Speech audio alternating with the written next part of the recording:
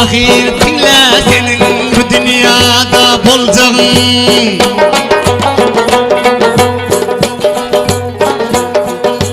Adam fakir inha senin bu dünyada bolcağın.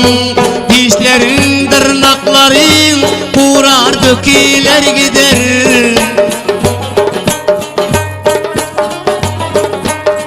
Ey çarkı pelek aylanı bey, ahir senin bolcağın. Boğum boğum kara yere sünkün söküler gider ahir bu dünyaya.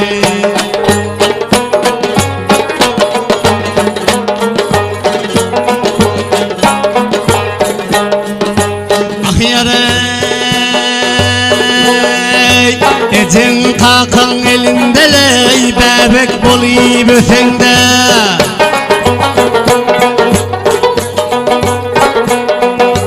Ecen kakan elindey bebek bolayıp ösende. Dilinden dürler saçıp hak kitabın yazanda.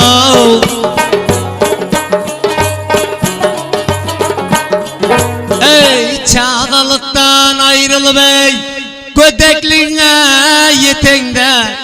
Gödeklikten ayrılıp o karlılığına baranda.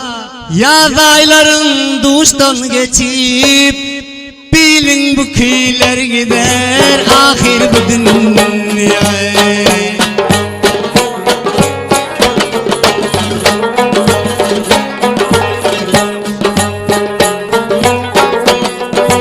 Ah yare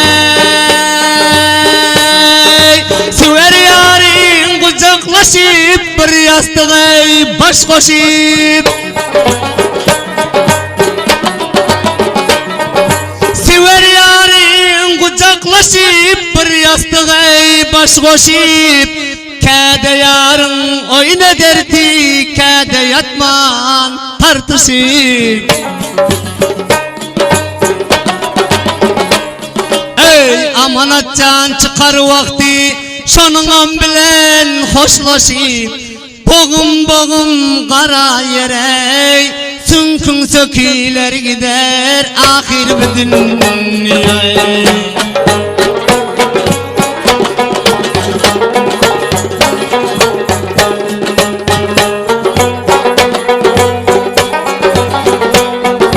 Yar geley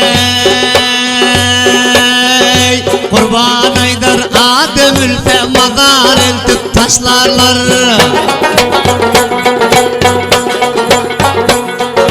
Kurban aydar Adem ülfe mazar eltip taşlarlar. Onda yaşayan mürmücekler senin bilen kıslarlar. Ey etin yiyip tükedi bey, sünkün gemrip başlarlar. Barcak cayın kabur bolayıp şolom yıkılar gider ahir bu dünyaya.